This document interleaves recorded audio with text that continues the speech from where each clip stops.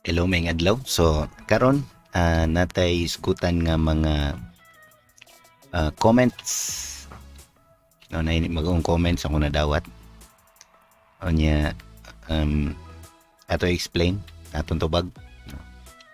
So nakakita og na comment. O ya, mo ni atong comment na nadawat. Kita ra? Bago lang ni, no. Gikan ni sa video nga akong gi-post nga dong ang daghang utang ang mga maestra. So naingon, good morning sir. Lima ka capital letter. Good morning sir, nakasabot mi sa imong storya pero naalay gamay nga advice. Base sa akong giapilan na seminar, uy. So ang advice ni ma'am dili gikan niya, gikan sa advice sa seminar iyang naapilan, meaning ma'am wa ka relate namo. Wa ka relate namo nga sa mga naay utang. Unsa nimo pagsabot namo kung wa ka kabaw sa among nasuwayan? Gos kung siguro kung ang imong advice nimong giingon, nalubong kag utang, di nakagawas ka sa utang, maminaw siguro ko nimo. Nya ako'y pangutanan nimo giunsa nimo, nya sundon ka nako. Pero kung ang imong ihatag advice gikan sa nagseminar, kung pangutana sa ang nagseminar ninyo nakaagi pa sa kalisod nga mo nagian, sa problema nga mong nagian nga nagkautang-utang me, unya nakagawas siya sa utang. Pinaagi sa wala na nang utang og nag-save na siya. Naabad dire nga nalubong sa utang, unya nakagawas siya siyang tanang utang kay nag-save siya. Basin na kung naman gani tudlo imi giun sa ninyo, ayaw mi tagay advice nga pag-save mo unsa mo i-save ma'am. Sultian ti ka ma'am, sa tinuod lang ma'am, akong sweldo ma'am honestly is 879 only every month.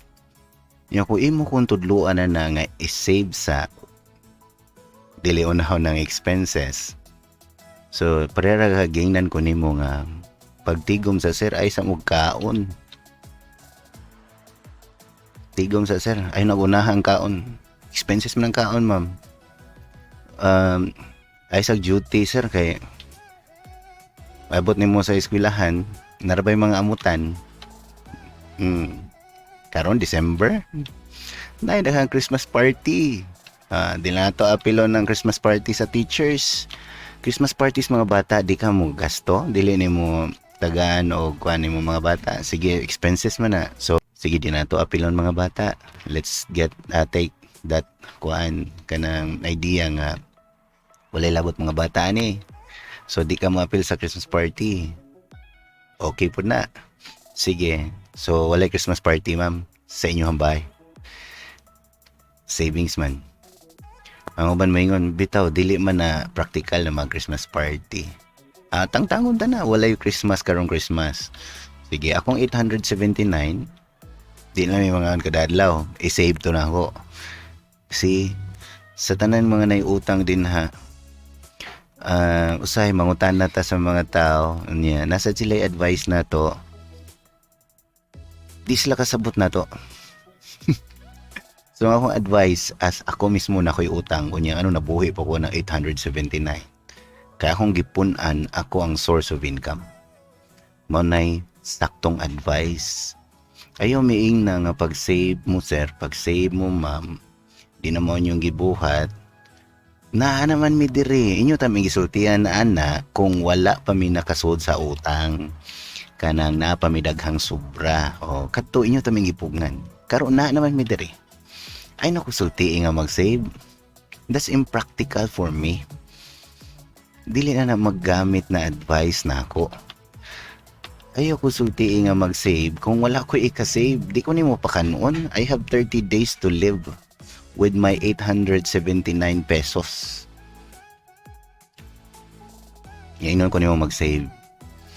Sorry kayo, murag lain akong tono. Pero dili na maggamit na advice sa mga teachers nga 5,000 na lay sobra silang ATM, unyang ATM pag nila ila pag yung giprinda sa mga lending institutions. So ayaw na miging na nga wa magud mo yung management. Ayaw na mana moangkon mi ana wa may management. So ayaw pun amuhang problema ang among gusto kay sulbad sa mong problema ayaw pud ni ay nagipanawng na mo nga mismanagement. Yes, I know, we agree and I confirm nga na mismanagement along the way. Pero kung ganahan ka tinuod mo tabang tagaay mig paagi nga makagawas mi sa among utang nya. Ako karon currently nga ako'y pagulong preschool may lang nakasurvive pero sultian da mo dili enough. So ako mao nang na ako'y another pagid na source of income nga kanang pwede nimo mabuhat nga another source of income while on duty ka. Dili nang nagtudlo ka niya, nagnegosyo ka. May teacher ba ako? Akong pasabot nga in between sa imuhang klase na kay break time. Nga pwede to nimo ma-offer sa imuhang kaubang maestra nga, ma'am, nakuha ani nga product, ma'am. Ganahan ka? Ganing ana ba? Or na kay ka-chat, na kay gi-messagean na ako'y nakuha ani nga product basing ganahan ka.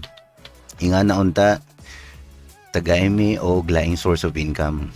So katong mga ganahan og laing source of income, minya interesado ka, make sure nga kumukonta ka nako, dili investment imong tuyo nga kanang ibutang ra nimo imong kwarta nya, mo income ka, dili nga na akong i-offer nimo.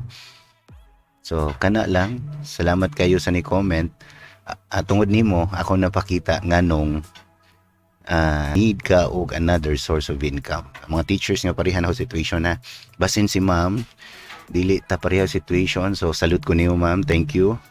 Kaning advice para ni sa wala pa kasuot sa utang o wala pa na mismanage ang ilang mga finances o kana may sakto kana ha akong balikon. Agree ko ani kung wala pa ko na lubong sa utang, so kanang wala pa nagdahan pa kay sobra unahag save ayo sa expenses. Pero para na ako nga akong situation karon layo na kay ko sa nasana pwede pa maluwas og savings.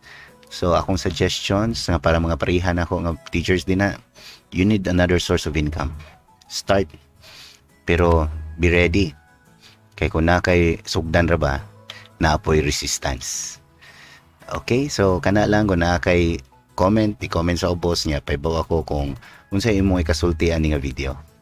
Sa mga nakauyon na ni nga video, pwede ko niyo i-follow nya, pwede po ko niyo i-subscribe sa YouTube para maghimo po wag laing mga content nga ngani. Kung di mo ganahan paibaw lang po ko aron mo stop ko ani akong content, no.